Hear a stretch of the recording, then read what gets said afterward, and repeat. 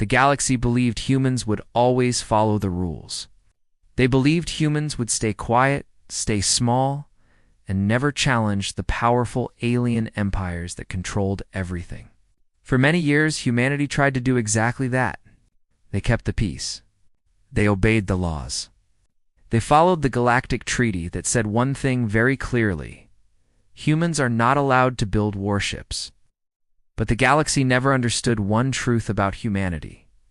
Humans obey rules. Until the rules become chains, the story begins inside a hidden human facility buried behind a dead gray moon. The place looked silent from the outside, but deep inside its steel walls, thousands of engineers worked day and night. Sparks flew from welding arms, robotic cranes hummed in the air, and giant screens displayed warnings that almost no one dared to read aloud. Commander Aaron Keller stood on a high metal walkway, staring at the massive shape rising from the shadows below. It was huge, its hull shining with cold silver plates, its engines glowing with an unfinished blue light. The ship was not complete, but it was already terrifying. The name burned across its side: the Resolute, a forbidden human warship, a ship that should not exist. Aaron knew the risk. If the Galactic Council discovered this project, there would be no trial, no warning, no debate. Earth would be punished, maybe even erased. Humanity would be made an example to remind the galaxy who held power. But Aaron also knew something else, something far more important. The galaxy was no longer safe for humans. Over the last decade, several alien factions had grown stronger and more aggressive. Human colonies were attacked by pirate fleets. Merchant ships disappeared near the borders. The council offered investigations, but nothing ever changed. Humans were told to stay peaceful. Stay patient, stay weak, Aaron finally understood that weakness was no longer an option. He walked down the steps to the main platform where Chief Engineer Lyra stood. Beside a console covered with red emergency lights. "Give me an update," Aaron said. Lyra brushed metal dust from her gloves. "We are behind schedule. The energy core is unstable, and the armor plates on the lower decks are not locked. But the engines are ready." "Ready enough for flight?" Aaron asked. She hesitated. "If we push them, maybe, but it will be dangerous." Aaron looked up at the Resolute. The ship felt alive, like a giant waking from sleep. He whispered, "Danger is normal for us now." A loud alarm rang through the facility. Workers froze. Tools fell to the floor. Lyra turned toward the nearest screen. "What is happening?" Aaron demanded. Lyra's voice dropped. "Satellite net detected movement. Unknown ships heading toward the moon. Fast." Aaron felt his heart tighten. "How many?" Lyra swallowed. "At least 12. Maybe more." Aaron rushed to the command room, boots hitting the metal floor. Inside, screens showed the black empty space around the moon. Small blinking dots moved closer every second. The officer at the console spoke in a nervous tone. "They came out of hyperspace 30 seconds ago. No identification. No communication." Aaron stared at the screen. He knew exactly who they were. The Galactic Enforcement Fleet, sent by the Council to punish rule breakers. "Sent to punish humans, sir?" the officer continued. "They are on an intercept course with our facility." For a moment, the room felt frozen. Every worker, every soldier, every officer looked at Aaron. His face stayed firm. But inside, his mind raced. The galaxy had found them. There was no more hiding. Lyra entered the room, her eyes wide. "They will reach us in 10 minutes. "Prepare evacuation," Aaron said. "Move all non-essential staff to escape pods. Get everyone clear in the ship." Lyra asked softly. Aaron looked at the giant hologram of the Resolute rotating in the air. The ship was unfinished, vulnerable, but it was the only hope humanity had. "Keep working," he said.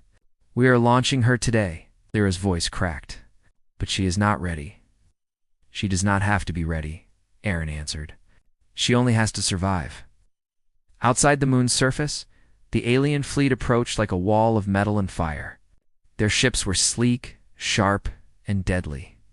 They were designed for one purpose: to enforce the rules the galaxy depended on. Inside the human facility, panic grew. Lights flickered. Warning sirens screamed. Engineers rushed to finish last-minute tasks. Sparks lit the air. Robots moved at full speed. Aaron stood in front of the main screen as the alien ships entered orbit. A communication signal appeared. The aliens were sending a message. "Put it on," Aaron ordered. The screen changed. A tall alien with dark silver skin appeared. His voice was cold and calm. "Humans," he said, "you have broken the Galactic Treaty. You were warned. You were forbidden to build weapons of war. Yet you've built this vessel." His eyes narrowed. "You will power down your facility and surrender the ship immediately.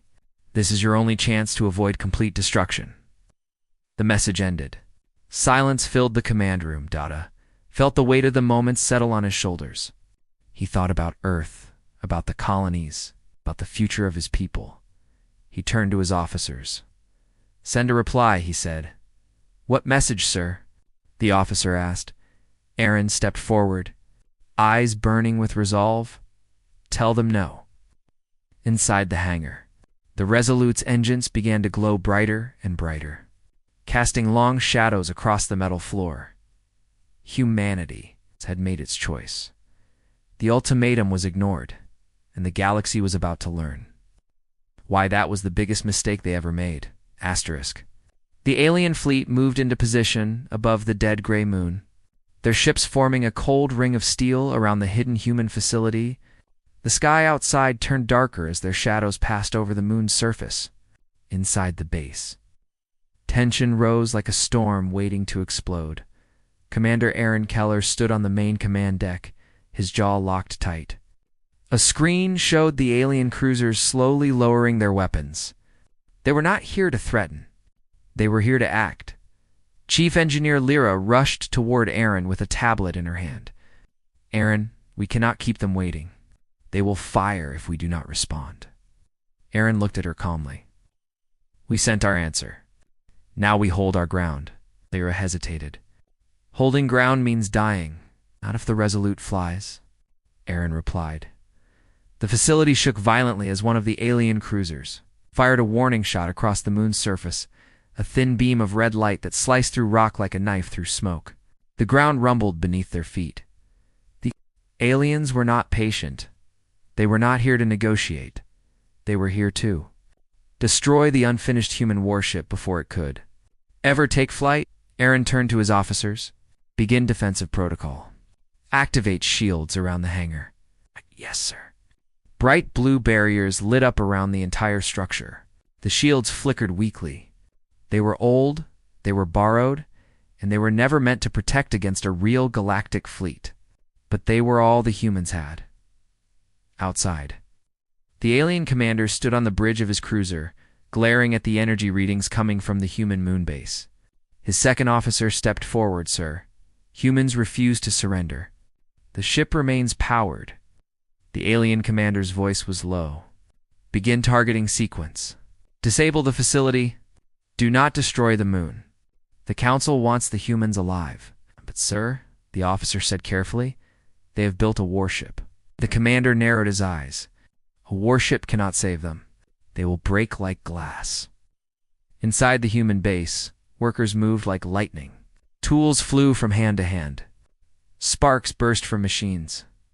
Robotic arms slammed armor plates into place. Engineers shouted instructions over alarms. The Resolute stood at the center of it all, glowing with rising energy. The ship looked like a sleeping giant being kicked awake too soon. Lyra shouted from the engine console. "We need 3 more minutes to stabilize the cores." "You have one," Aaron yelled back. Above them, the alien fleet opened fire. Blue plasma bolts rained down, smashing into the shields. The entire facility shook. Metal beams fell from the ceiling. Panels burst in showers of electricity. Workers hit the floor as the ground shook like thunder. The shields screamed under pressure. Shields at 40%. An officer shouted, "Hold. Hold them." Aaron barked. Another wave of plasma hit. The shields dimmed, flickered, and recovered by only a thin line of glowing blue. Shields at 18%. One more hit, and we lose everything. Aaron stared at the Resolute. Its engines were glowing brighter, too bright. Even at 70% completion, the ship looked ready to tear itself apart just from testing. He took a deep breath. "Open the hangar bay." Everyone froze. "Sir," Lyra asked. "If we open the hangar, the shields will collapse." Aaron walked onto the platform toward the emerging warship. His voice echoed across the operations floor. "If the Resolute stays here, we die. If she flies, we live." He placed his hand on the metal railing. We opened the hangar. The giant doors of the moon base began to slide open, letting a flood of white cosmic light pour inside. The shields flickered violently and then shattered like glass, disappearing in a ripple of fading blue sparks. The alien commander leaned forward. "They opened their doors. Are they surrendering?" His officer checked the scanners. "No, sir. The human ship. It is powering up." The alien commander's face hardened. "Fire everything." Dozens of alien ships released volleys of plasma, sending hundreds of bright trails into the air as they rushed toward the facility. Inside, the Resolute woke fully. Engines roared like thunder. The floor vibrated with raw power. Lights burst alive across its surface. Energy fields grew and wrapped the hull like glowing armor.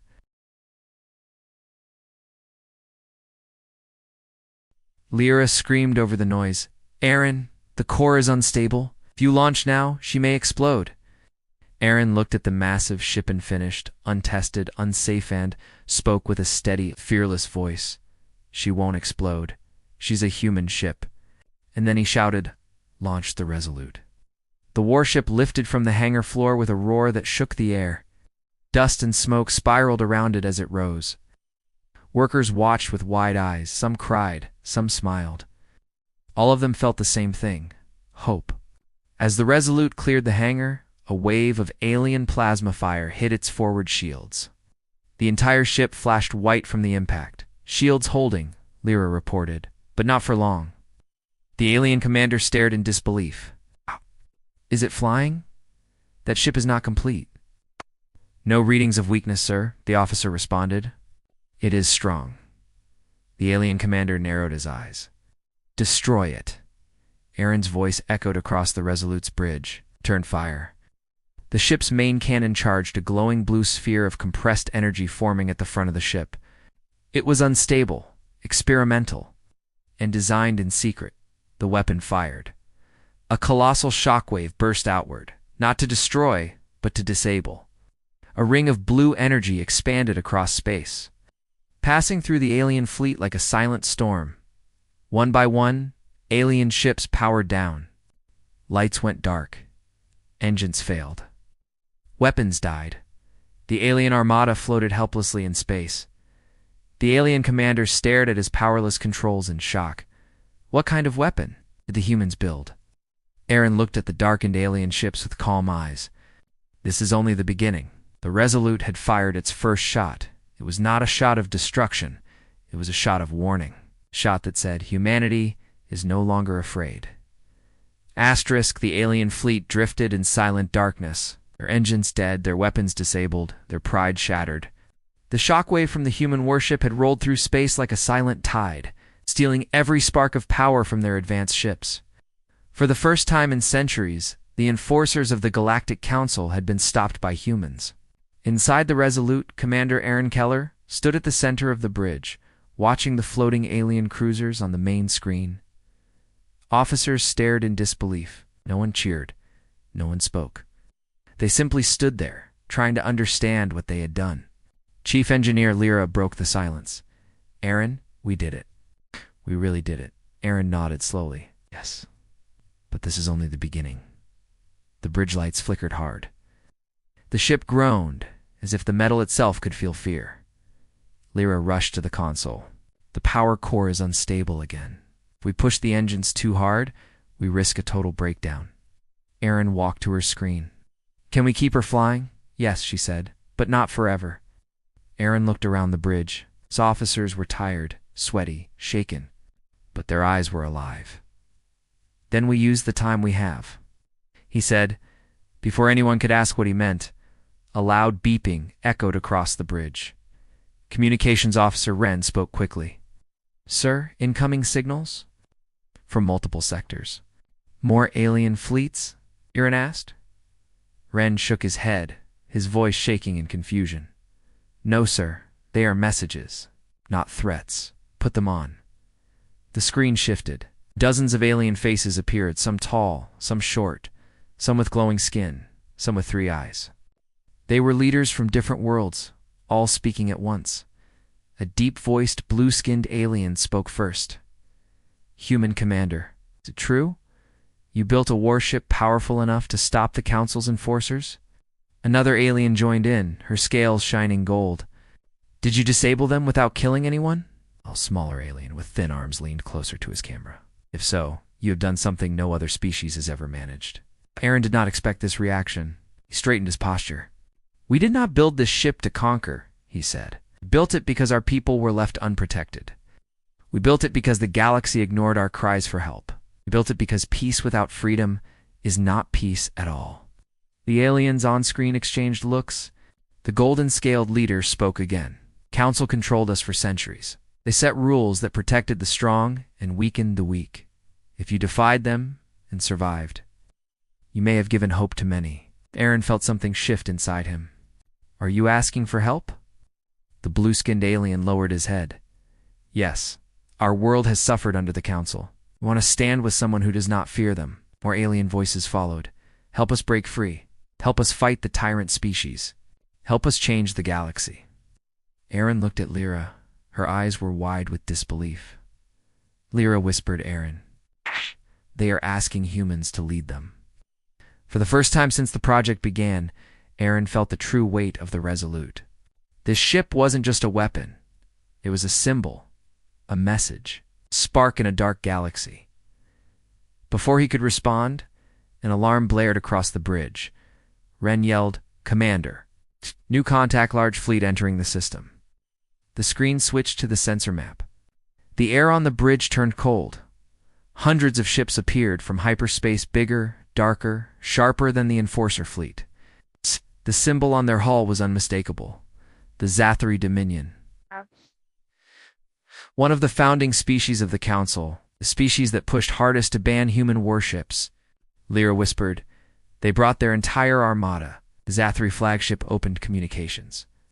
A creature with 4 burning eyes and armor-like scales filled the screen. He spoke with a voice like grinding metal. Human Commander, surrender your warship. You have broken our law. You've threatened the balance of power. You have no allies. You have no right to resist. Aaron stepped forward. We do not want war, but we will defend ourselves. The Zathri laughed, a deep crackling sound. You think that tiny ship can stand against us? And then something surprising happened. Another signal appeared on the Resolute's sensor's many signals. The aliens who had spoken earlier were not alone anymore. Their fleets appeared behind the Resolute, hovering like silent guardians. Their ships were older, smaller, weaker, but they arrived with purpose. The blue-skinned alien leader spoke, his voice clear and firm. Earth does not stand alone. The golden-scaled leader added, If humanity falls today, freedom falls with them. The Zathri commander growled. You dare stand against us? All of you. Another alien voice replied, We dare because humans dared first. Aaron felt a strange emotion rise inside him, something heavier than pride, stronger than courage. Responsibility? He spoke into the open channel. We do not fight for dominance. We fight for the right to exist. If the galaxy wants change, we will stand with it. The Zathri Armada prepared weapons. The Allied fleets powered up their shields. Inside the Resolute, energy crackled across failing conduits. The ship was like a wounded giant preparing to swing one last time. Lyra ran to Aaron's side. Aaron, the core will not survive a long fight. I know, Aaron said quietly. Then what are we doing? She asked. Aaron placed his hand on the center console. Fight long enough for others to win. The Zathri Armada fired the first volley, massive beams of red energy. The Resolute surged forward, shields glowing bright blue. Engines screaming, every plate on its hull shaking with strain. Aaron gave a single order: protect the Alliance. The final battle began. What happened next would be remembered for centuries. The Resolute blocked the first wave with a collapsing shield wall. The Allied fleets broke through the Zathari lines. Oppressed species rose together for the first time in galactic history. And the Dominion, shocked by the unity, began to fall back. When the battle ended, galaxy was no longer the same. The Council lost its power. The Zathari fled. And the species who once lived in fear stood free for the first time. Aaron Keller watched the stars through the Resolute's bridge window. The ship was damaged, burning, barely alive. Lyra stood beside him. "We changed everything," she whispered. Aaron nodded slowly. Asterisk, asterisk, no, he said. Humanity did not change everything. He looked at the fleets gathered around them. We just proved that anyone can. The galaxy had banned human warships, but they forgot the one rule about humans. Humans do the impossible, especially when they are told not to.